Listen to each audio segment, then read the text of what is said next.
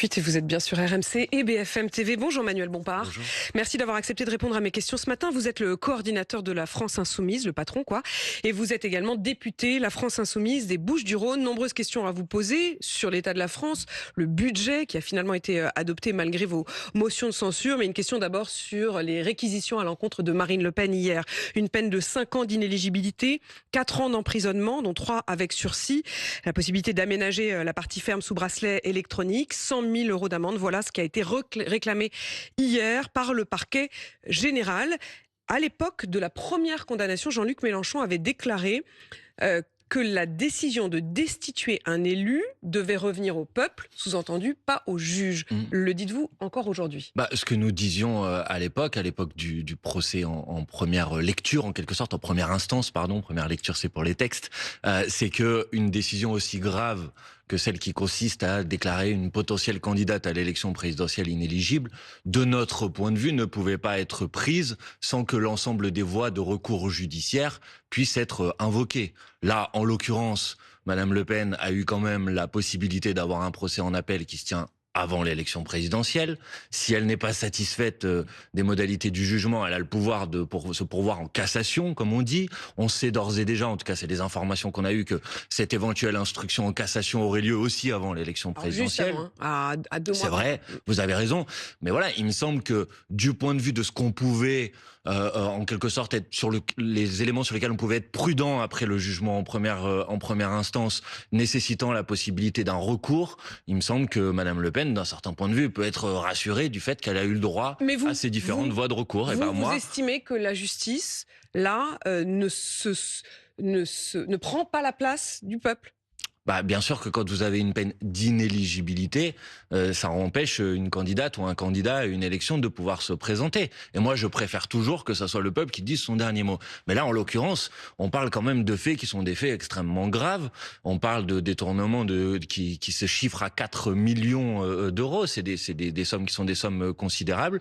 Moi, je suis très attaché au fait que les voies de recours puissent être engagées. Et là, il me semble que les voies de recours ont été engagées. Les voies de recours engagées. La question de l'inéligibilité avec une application immédiate, ce qu'on appelle l'exécution provisoire, est-ce que vous considérez, au-delà de la question de Marine Le Pen, qu'il ne faut pas que ça existe? C'est-à-dire, est-ce que vous considérez que cet outil, qui en effet fait que certains politiques pourraient ne pas pouvoir se présenter de manière immédiate, malgré un appel ou un pourvoi en cassation, est-ce que ça, vous considérez qu'il faut moi, je trouve que supprimer des textes? Ça mérite débat, parce que je sais que l'exécution provisoire, elle est parfois mise en place sur certaines peines dans lesquelles on considère que même s'il y a une possibilité de faire un appel, c'est dangereux pour la société que la personne puisse rester en liberté.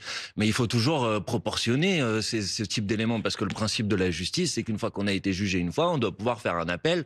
C'est comme ça qu'on peut être sûr à la fin, en quelque sorte, que la décision judiciaire, elle s'appuie, elle a été prise par des personnes différentes. C'est quelque chose de très important. Donc moi, je trouve que la question de l'exécution provisoire, elle doit être vraiment réduite à des cas très particuliers, qui sont des cas où il y a une gravité. Danger imminent. Il me semble, en tout cas, je trouve que ça mérite vraiment débat. Mais là, en l'occurrence, je fais remarquer quand même que Madame Le Pen et le Rassemblement national a beaucoup critiqué la décision, y compris dans des termes qui étaient vraiment des termes extrêmement agressifs et violents après le jugement en première instance. À l'époque, ils disaient c'est scandaleux qu'il y ait eu l'exécution provisoire, mais là, en l'occurrence, puisqu'il y a le jugement en appel, je considère que leur argument, si vous voulez, il est tombé. Cet argument-là, pour vous, est tombé. Manuel Bompard, le Premier ministre, Sébastien Lecornu, s'adressant à vous et au RN d'ailleurs, a dit « Vous aurez devant l'histoire à en répondre à propos du fait que vous avez tenté de ne pas faire aboutir ce budget. » L'avez-vous seulement lu, ce budget? Vous a même demandé Sébastien Lecornu. Je l'ai lu, moi. Moi, je l'ai lu. Et donc, je sais que dans ce budget, il y a par exemple 4000 postes d'enseignants qui sont supprimés. J'ai lu ce budget, donc je sais qu'il y a 3000 postes de surveillants qui sont supprimés. J'ai lu ce budget, donc je sais que par exemple, on va supprimer les aides pour le logement pour les étudiants étrangers. J'ai lu ce budget, donc je sais par exemple qu'à l'intérieur, on va supprimer un crédit d'impôt pour les personnes âgées quand elles ont besoin de faire des travaux, vous savez, pour pouvoir rester à domicile, quand on a besoin d'adapter sa douche, par exemple, parce qu'on commence à être âgé et qu'on a un problème pour utiliser sa salle de bain. Vous voyez, moi j'ai lu ce budget, que je sais que par exemple, on va y retirer la prime de Noël pour une partie des personnes qui sont allocataires du RSA. Et contrairement à ce que dit le gouvernement, qui dit que c'est pas vrai, eh ben regardez dans les textes et regardez dans les amendements et dites-moi pourquoi le montant qui est alloué à la prime de Noël pour les allocataires du RSA a bien été diminué par 2. Vous voyez, moi je l'ai lu, peut-être, je sais pas si Monsieur Lecornu l'a lu, mais moi je l'ai lu. Je l'ai lu précisément. Et je sais que ce budget, il va faire beaucoup de mal pour notre pays. Je l'ai lu aussi, pardon, je vais pas faire toute la liste, parce qu'il y a beaucoup de choses dans le budget. Mais allez-y, c'est le moment. Mais je sais que contrairement à ce qu'a dit Monsieur Lecornu, qui a menti sur ce sujet, le fonds vert, c'est-à-dire les fonds qui sont alloués aux collectivités locales pour des projets de transition écologique, il baisse par rapport à l'année dernière.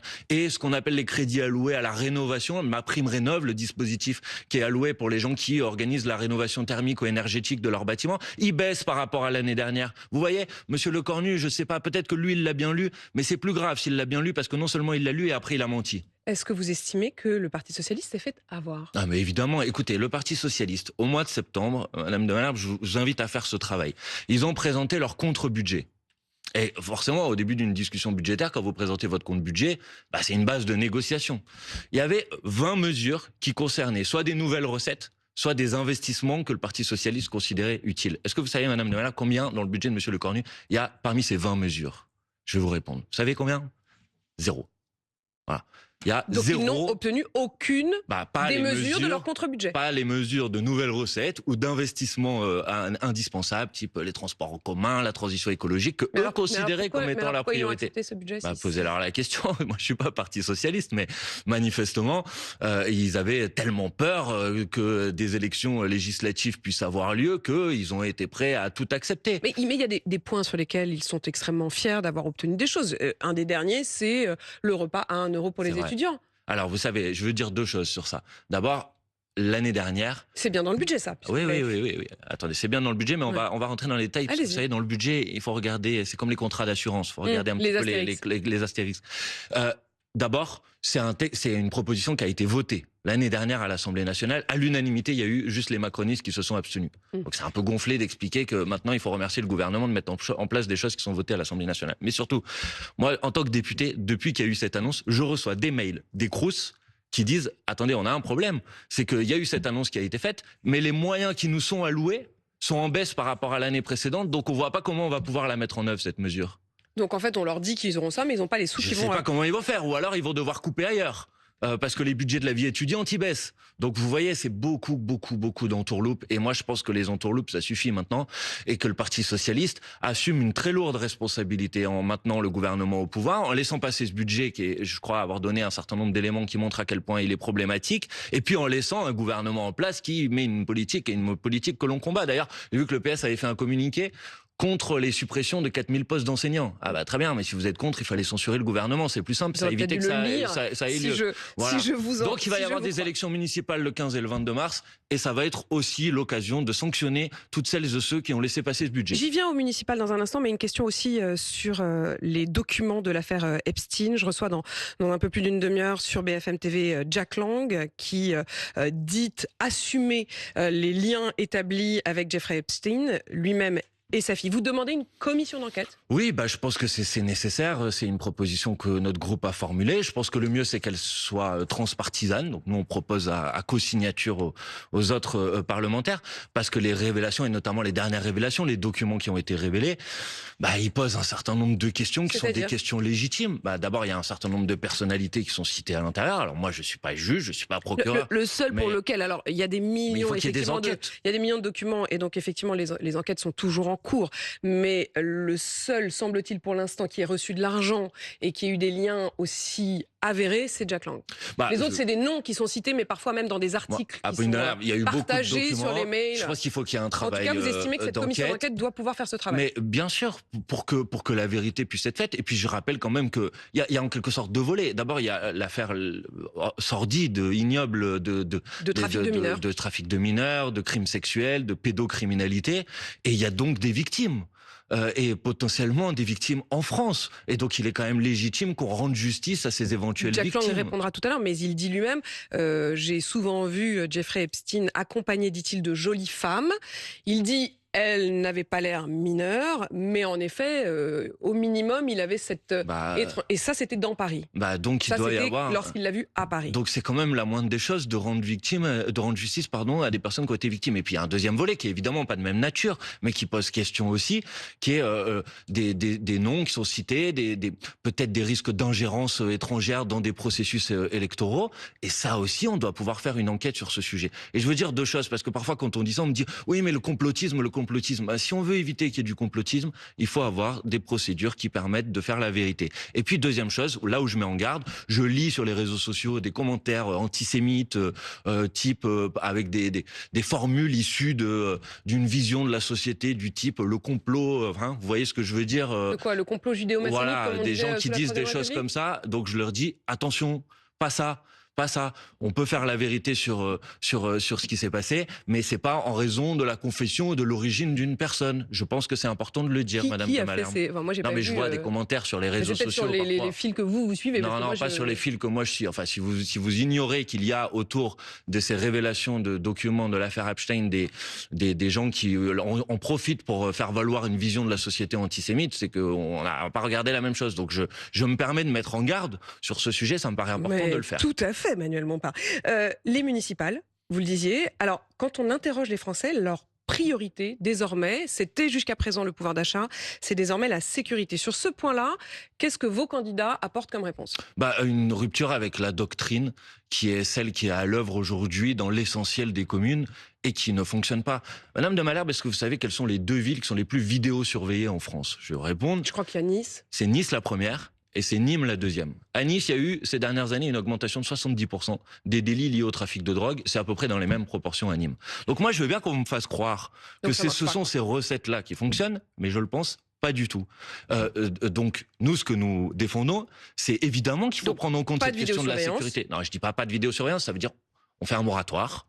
Et on met les moyens dans de la présence humaine, dans des effectifs de prévention, dans des effectifs qui garantissent la tranquillité publique. À chaque fois que vous mettez 4 caméras, vous pouvez mettre un effectif humain. Et ben moi, je préfère mettre un effectif humain.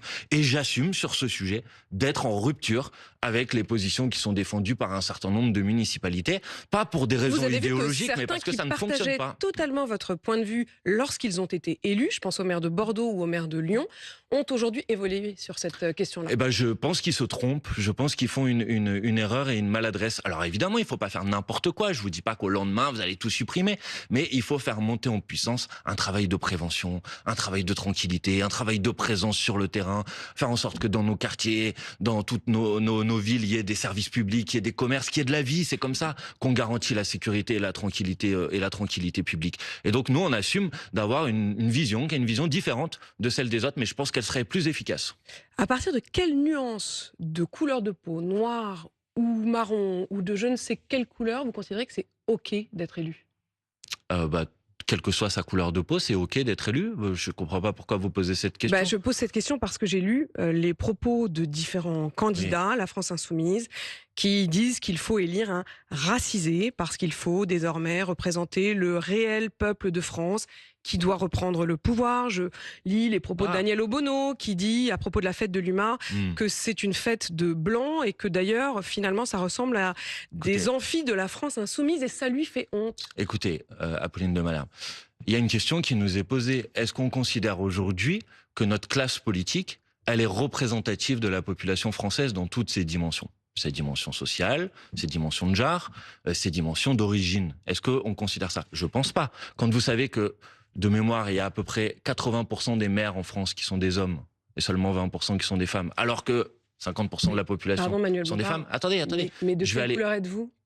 Mais moi, je suis blanc, il n'y a pas de blanc de couleur de peau. Et vous êtes le patron de la France Insoumise. Avez-vous déjà songé à laisser votre place? Mais attendez, Apolline de Malherbe, s'il vous plaît, je vais vous dire les choses très simples. Mais je vous pose la question. Est-ce que vous avez, lorsque vous avez lu ça, vous devriez pas vous devriez pas négliger un problème qui pose un problème. Je ne néglige pas ce problème. Un problème de rapport politique. Moi, la question qui est posée, c'est pas de remplacer des gens. C'est la couleur de peau qui justifie. Mais c'est pas la couleur de peau qui justifie. Aujourd'hui, l'argument principal pour faire élire un, un maire ou un député ou quoi, je m'inquiéterais à votre place. Ouais, ben moi je m'inquiéterais à votre place si vous avez compris ça de mon discours, parce que je crois Non, que non, juste pas du vôtre, mais d'un certain nombre de vos membres. Du nôtre, parce que je crois que depuis tout à l'heure, on a parlé de fond. Donc c'est d'abord, quand on vote aux élections municipales, on vote d'abord pour un programme, pour des propositions. Ensuite, avoir comme souci et comme préoccupation, et oui, moi j'ai ce souci et cette préoccupation, de faire en sorte que nos élus soient davantage représentatifs de la population française. Je vois pas pourquoi ça devrait déclencher des cris d'orfraie. Vous êtes élu de Marseille. Oui, je suis élu de Marseille. Et moi, je suis très fier. Vous êtes élu de Marseille, oui. Vous êtes né, je crois, dans la Loire, oui. Vous avez grandi dans la Drôme. Oui. Quelle est votre légitimité en termes de représentation? Puisque désormais,